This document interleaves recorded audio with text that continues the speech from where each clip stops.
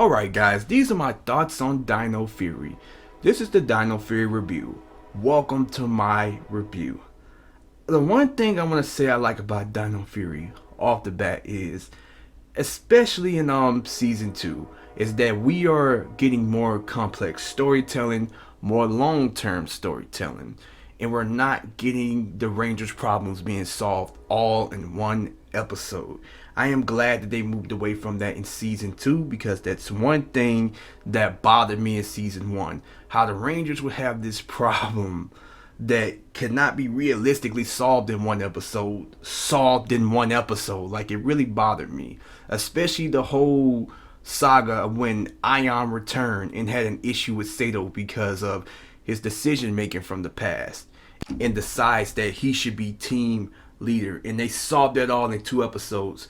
That is one storyline or one thing I wanted to go on for more episodes, because you could not realistically in real life solve that in just freaking a day or 2. That's something that they should have kept going all the way into Cosmic Fury. But that's just an example of something that bothers me about the Hasbro formula and Beast Morphers.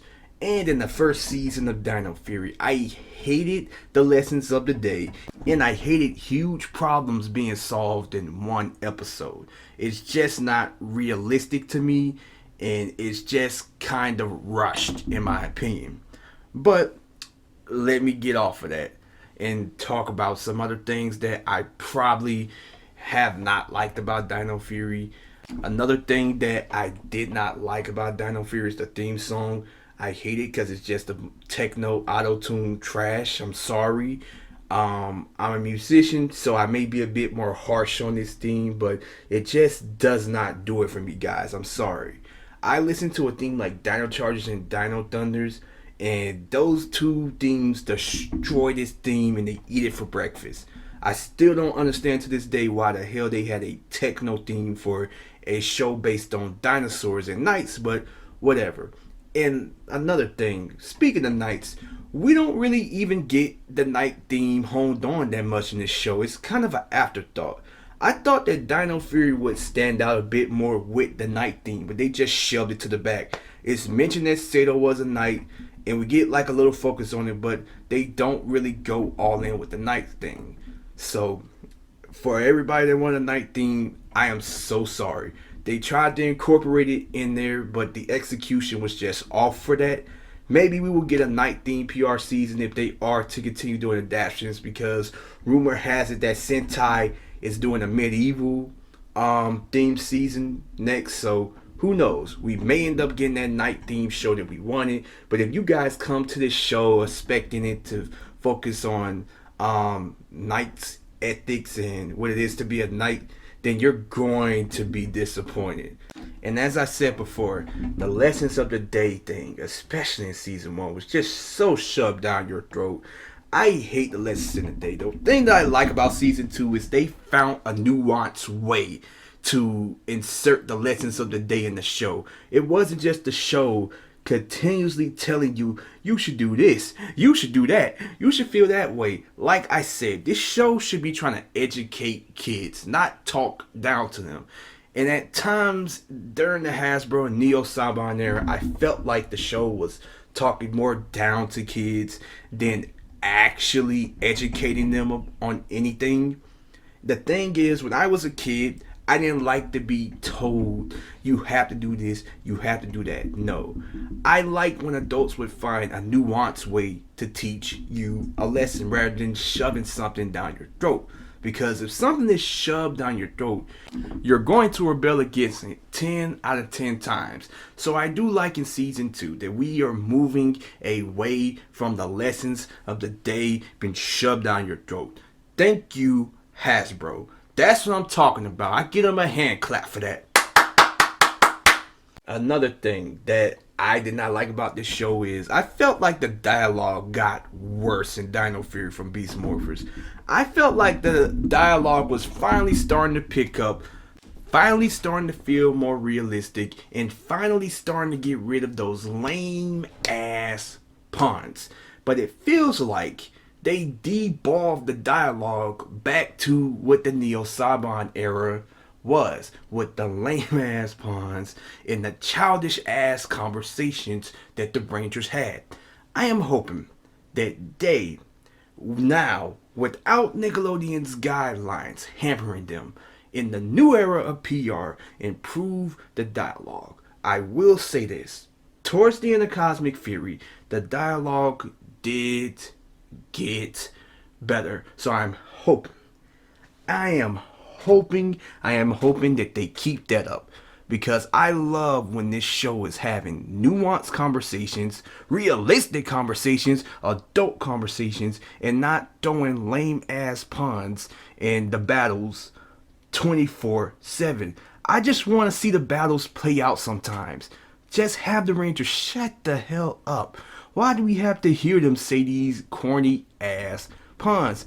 I don't even think in MMPR they said the corny ass puns as much as they do in these newer PR shows. It just grinds my gears, guys. I'm sorry.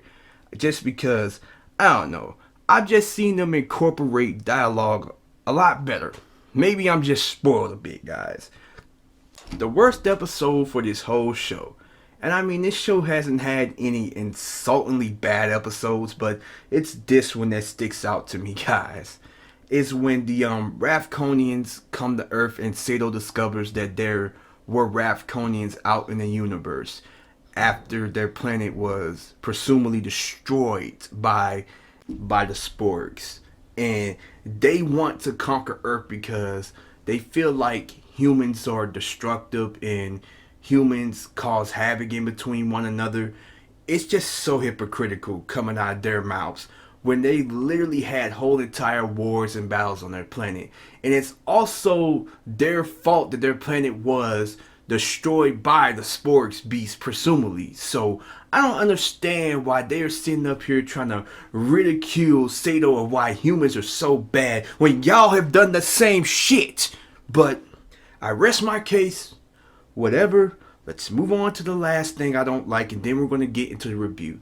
Because this review is going to be a positive one, I'm telling you guys. I just rather get my grievances out before I review this show. It's the new format that I'm doing because some people say that I'm focused a little bit too much on some things that I don't like during these reviews. So I'm just going to get the grievances out, and then I'm going to try to move on to the review. The last thing that I truly hate in this show is Mucus.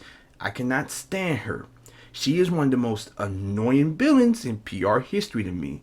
I like the villains of Dino Fury except her. I was waiting for them to kill her off. I'm like, please let this not be one of the main villains and kill her off within 2 or 3 episodes. But they keep carrying her on and she's going to go on to Cosmic Fury. My torture will never end with this character, man. The voice.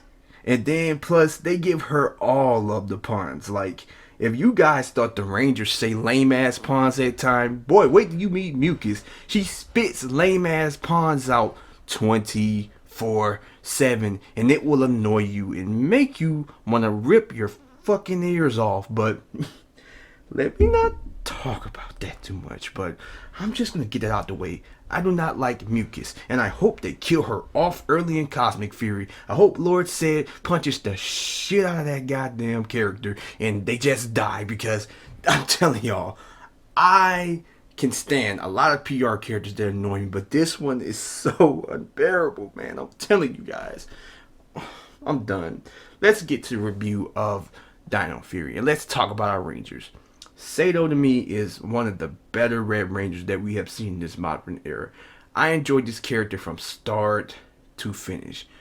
I enjoyed the story of him seemingly losing everything and gaining everything back and learning how to deal with a lot of the trauma in his past and moving on.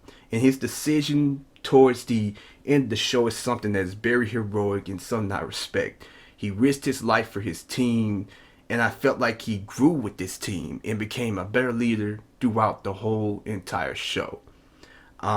Sato is a thumbs up for me, man. Russell Curry, you did your thing.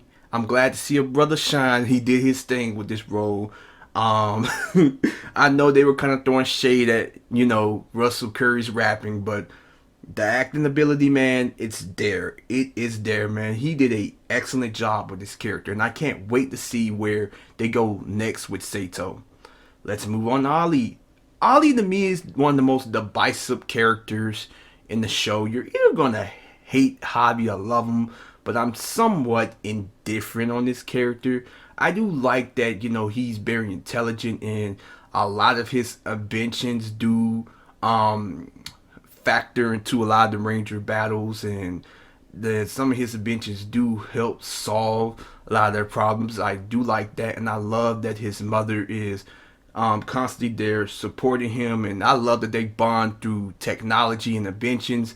But the one thing I will say that they did wrong with Javi is I don't understand why they made this character super skeptical. I felt like they should have made him more of a realist than a skeptic. It is very hard for us as fans, as human beings, to think that a human being could deny the existence of all this extraterrestrial and supernatural stuff after he faces it literally every day as a ranger. It starts to come off as a bit annoying, and it makes the character look really dumb after some point. I felt like they should have definitely changed the direction of the character some when it came to his skepticism, because it did not make the character look intelligent. You make one of the most intelligent characters of the show look stupid when you have him deny the existence of things like ghosts and aliens when he's facing extraterrestrial and crazy shit like this every single day. And that's pretty much all I have to say on that part. I also do like the way that they do develop him and Amelia's relationships. I do like how the two go from arguing with each other to being a couple. I did not like how they had Ollie be an asshole at times towards her. I felt like they could have toned down the assholery in some incidences, but I'm not mad at it. I can actually believe the two being together, unlike Madison and Nick. It does not go into that territory to when I think that this guy would be abusive towards this woman in a relationship. So, it's all friendly banter. So, that's pretty much all I have to say about those two. I do hope that they do focus a bit more on their relationship. I do like how we were getting there in season 2. I wonder what will be next for Amelia and Ali and how their relationship will develop. That's pretty much all I have to say about that. Let's get to Hobby. See, my thing about Hobby is how they didn't really give him much in season 1. We got maybe an episode or 2 about him and his father, and they don't really reference that again until Cosmic Fury. So, his character felt kind of dry to me, but his character definitely did grow on me during Cosmic Fury. They go back to the father and son storyline, and we constantly see him chasing his dreams to be a musician, and that's very inspirational to me because, as I said, man, I was a musician in the past, so it's very motivational and inspirational to see, and I think that it was very well done. Next, let's move on to my favorite character, Izzy, man. Izzy just has that outgoing and just has that very optimistic personality that I honestly love, man. Izzy was done so well in this show. I loved her whole storyline from start to finish. And I know a lot of people were against having a female Green Ranger, but I wasn't. I've been wanting a female Green Ranger for the longest, and we started off great with Izzy, man. She was done so well in this show. I love her story of having to balance being a sports star and a ranger, overcoming the pressures that her father put on her, and her learning to accept her sexuality. I know that they didn't really talk about her sexuality or anything. They just kind of alluded to that she was gay, but I can understand why they wouldn't want to go into that in this show too deep. But I think it works because it is subtle. They aren't trying to shove the fact that she's gay in your face. It's very nuanced and it's very subtle. and they just let it play out. They don't make a huge deal about it, which is something I give them a clap for. Now I know that some people in that LBGT community were mad because they didn't talk about her sexuality more, and that's something that I'll probably never be able to fully understand as a straight man. But in my opinion, I think they did her well. In my opinion, like I said, man, I prefer subtlety over people trying to hit you over the head with something, or people trying to shove something down your throat. They let it play out like a regular relationship, and I respect them for that fully, because in new media they tend to try to shove their messages down your throat. I don't understand how anybody could think that they try to do this in Dino Fury. You have some people saying that, but I just don't get it. I don't see it at all. I thought they did this very subtly, and I like her and Fern's relationship. I do feel like in season one they didn't really do much with it, but in season two they did a great job with it, man. I love the episodes that focused on Izzy and Fern, man. They are one of the better relationships in this series, and I also wonder where their relationship will go in the next series with the revelation that Izzy is a ranger. I just wonder how that will affect their relationship going down the line. We will see in Cosmic Fury. Let's move on to Amelia. Amelia, another character that I like. I always love her thirst for adventure and her thirst for the supernatural. I'm surprised we haven't had a ranger like this. I understand that we have had characters that have been intrigued by the supernatural in this show, but never have we really have a ranger that was intrigued and dived deep into that type of stuff. If you want to consider Tyler that type of character, then I can see it, but at the same time, I feel like they only alluded to it. They didn't really go that deep into what type of adventures that Tyler and his father went on. And then, we had Albert, but we didn't really get Albert for that many episodes. This is one of the only shows in which a character is intrigued with the supernatural from the start to the end, and I just love it. I just love following her adventures every week to discover something crazy, and it works for this type of show where crazy shit is happening each and every week. And I also love her grandfather, man. He is one of the most eccentric and entertaining characters to watch on this whole entire show. I love how kooky he is, and I love how much he cares for Amelia, man. That is something that I feel like they did right in this show. The relationship between Pop and Amelia, man. That relationship is such a tearjerker at times, man. It just so well done, man. And I would love to see what they do going forward after the huge revelation that Amelia's parents are from Rapcon and came to Earth. And as Area 52, which is a parody of a specific area that a lot of people have been trying to get to in America, that they think houses aliens and extraterrestrial activity. But I'm not going to go down that rabbit hole. I'm going to stay on topic.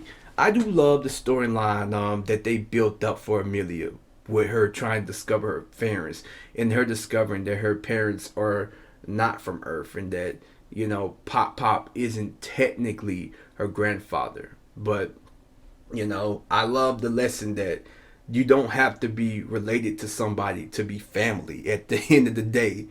Really do wonder where they will go going forward with Amelia and her parents. I hope that, unlike with other series in this show, we get the chance to see Amelia and her parents reconnect and catch up on lost time with each other.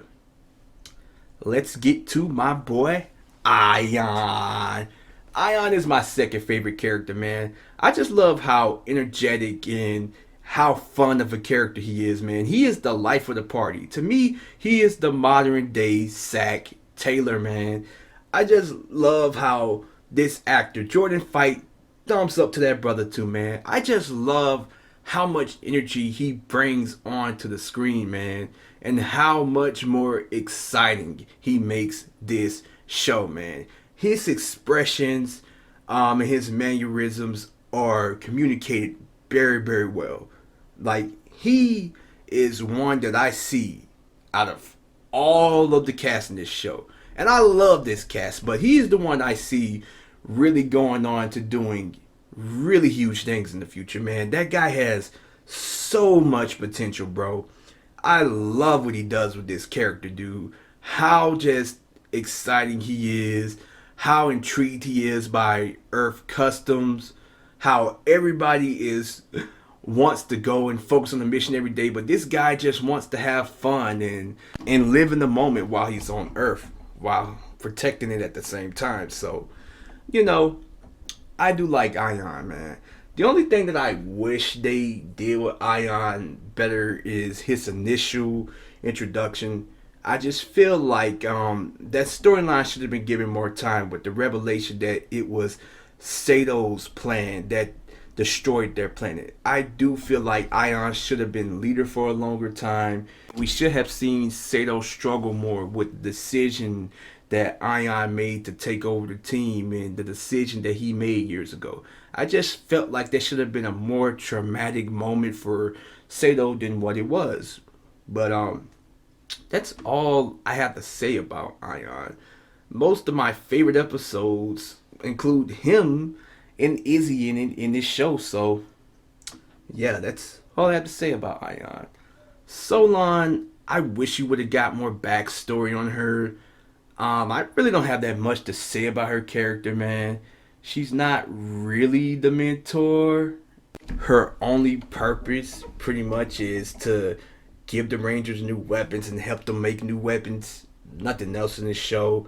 I do wish that we would have got more of a backstory on her. And I also have this huge question for Solon. It's been a million years, and it's been a lot of threats that have attacked Earth. You don't think that Sato being woken up could have benefited a lot of people in other Ranger teams? I'm just asking, man. How in the hell was Sato knowingly frozen for this many years with all these threats that have attacked Earth and not taken out of his pod once or twice throughout history to help other Ranger teams or to take on threats that have attacked this planet? That's all I have to say, guys. I'm not going to harp on it, but it's just a question that really, really, really needs to be asked. Now let's move on to the villains. I really do enjoy Slider, man. Why not? The guy is probably my favorite character in the whole entire show. I love how cunning he is. And I also love how he switches in between different forms throughout the whole entire show. I love how he utilizes his ability of shape-shifting to the fullest. And like I said, he just has that upbeat and cunning personality that I like. He's always finding new ways to play tricks on the Rangers and finding and accomplish his goals. I like him. And I do hope that he is brought back in Cosmic Fury. Bring him back and kill off Mucus for me, will you? And also, let's get to the two other villains in this show that I like. I do love the whole Boy Knight story from start to finish. I like how Boy Knight is the villain that doesn't take any shit from anybody. And I also do like how determined Boy Knight is of his goal. Like, his whole entire goal was to gather up enough sporks so he could bring his wife back. And he wasn't going to let anybody's foolishness or BS stop him from getting that. He was dead set on that damn goal, man. And he almost did some things that he probably would have regretted to achieve that goal. That to me just shows me how much people love people. People are willing to do things that they would never even think of doing to help or to save a loved one. And it just feels so realistic with this character, man.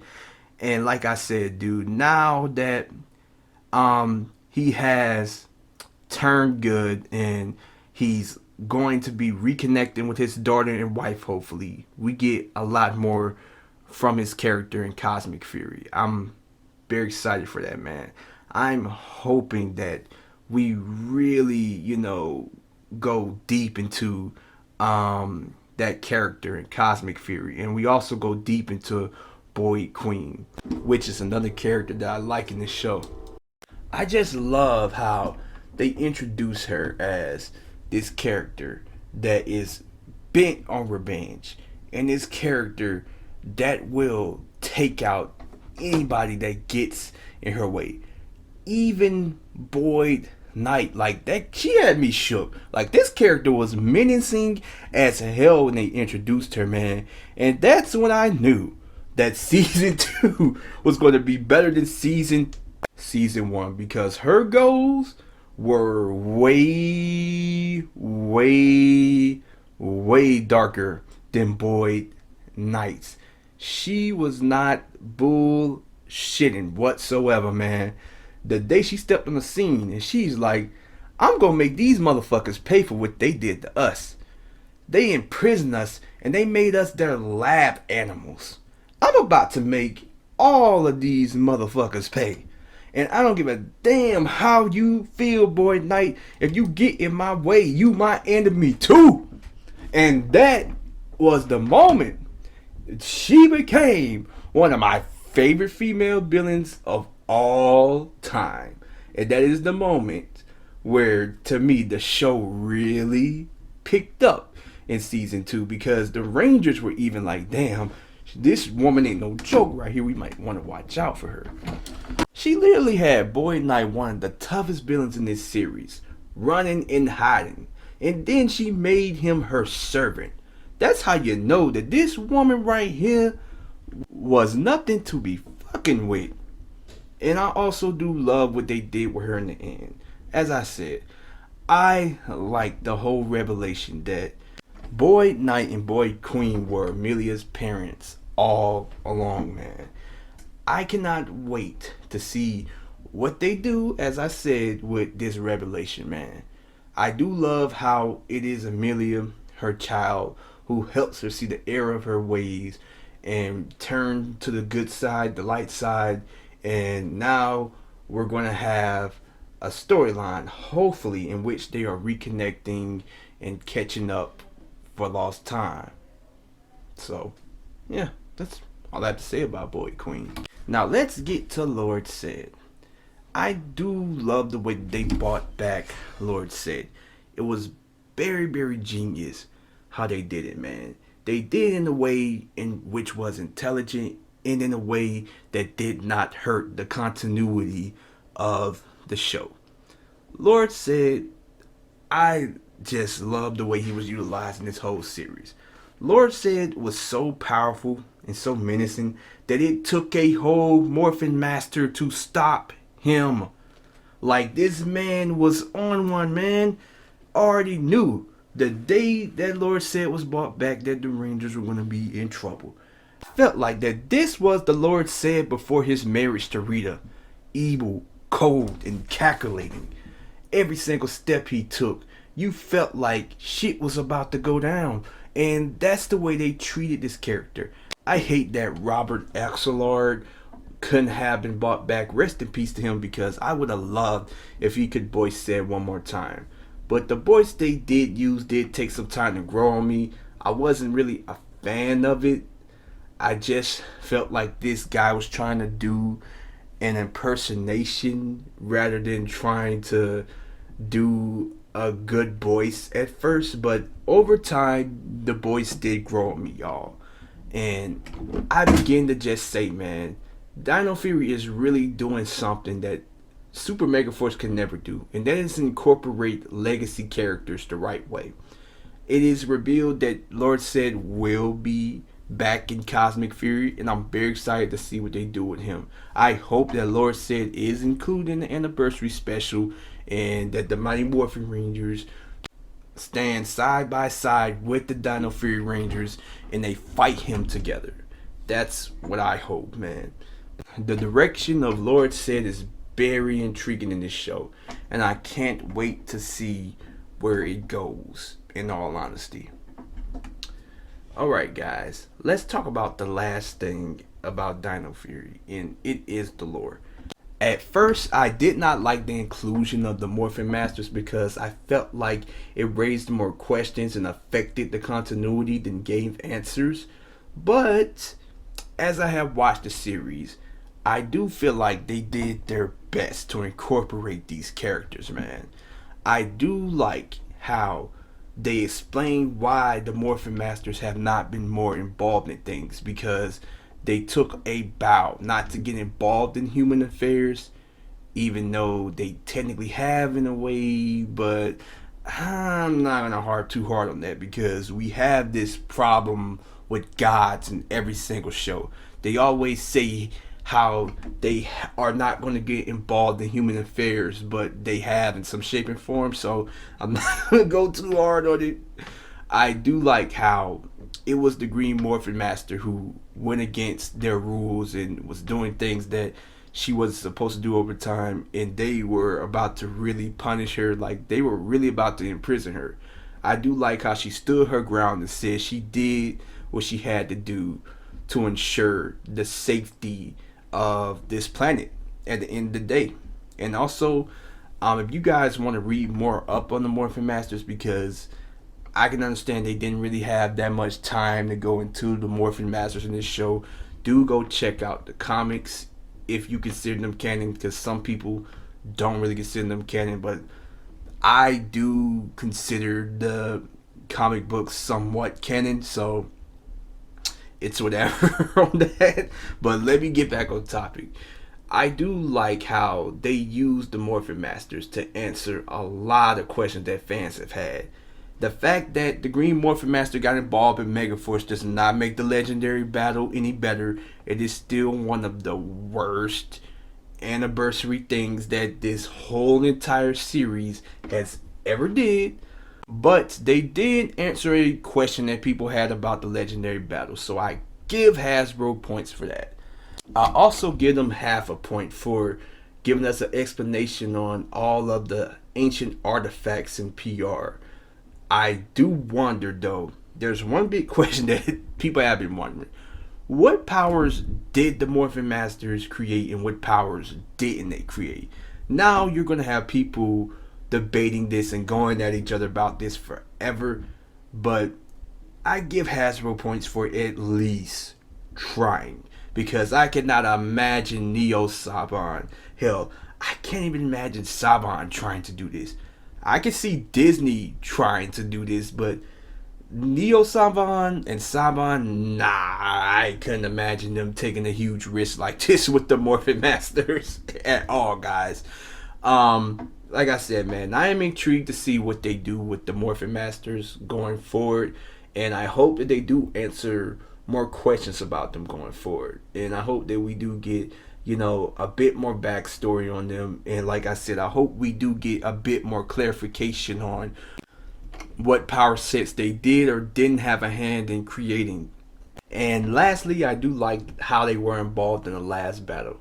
Now that the Morphin Masters are looking to be a bit more involved in human things, I hope that they stick to that word. Or I hope they find a way for the Morphin Masters to go back on that word. Say for instance, a Morphin Master gets killed in Cosmic Fury, and they are reluctant to send another Morphin Master down to help the Rangers again. Who knows? There's no telling what can happen in Cosmic Fury. That's pretty much all I have to say about the Morphin Masters. I'm going to talk about all the other lore. I do like how, they explain the lore a lot better in this show than in Beast Morphers. They didn't just loosely insert things in there. They actually added story and gave us explanation behind a lot of the lore. I do like how in the episode where they're trying to discover a weapon to take on Lord Sid, they were willing to use the past weapons from their database, which is believable, because I do believe that Solon, after a million years of Power Rangers throughout the universe, would have a database of all their weapons, power sets, etc. I do like how these Rangers were more of going to use the knowledge of the past to help them, rather than pull out old weapons like Beast Morphers and not explain it whatsoever. But that's all I have to say about all the lore inclusions in Dino Fury. Now let's get to my overall thoughts. Dino Fury to me is one of the best modern PR seasons. It is better than Beast Morphers. It feels more consistent in writing than Beast Morphers. As I said in my Beast Morphers review, I felt like the writing teams were not quite on one foot yet, because you had that Neo Saban team, you had that Hasbro team, and I felt like it was a fight over whose vision is going to get into the show and whose vision is not going to get into the show, instead of one unified vision. It feels a lot more unified in this show, and the writing just feels, as I said, a lot more consistent here. Even though this show may have things that frustrate you at times, it is still a solid and enjoyable show. I honestly do give Dino Fury 7.5. I enjoyed this show, but like I said, it can have problems that frustrate you at times. I wouldn't put it in my top 10, but I don't know, man. It may creep up into my top 10 more than I think about it, guys. Dino Fury just might be a top 10 show, because I'm thinking about the shows on my list that I had in my top 10, and I would say that Dino Fury is slightly better than some of those shows. So this just might be a top 10 PR season. I wouldn't put it at the top of my top 5. It would definitely be on the lower half of that top 10. All I have to say, man, Dino Fury is a solid show, but it will frustrate you at times. That's all I have to say. I hope that we do get an even better season with Cosmic Fury coming up. I'm very excited for the direction that they're going with that. I'm not going to talk too much about Cosmic Fury, just because I already have recorded a video about that, and you guys will see that video later in the week. This video will come first, and this is my review of Dino Fury. I hope you guys enjoyed it. Subscribe. Oh wait, I forgot to talk about J-Borg and Miss Fairview. I will say this, of all the modern seasons, Dino Fury handles comedy the best. It is less rudimentary and less cartoonish. I actually laughed at times. They have been doing a better job when incorporating comic relief in this show as of late.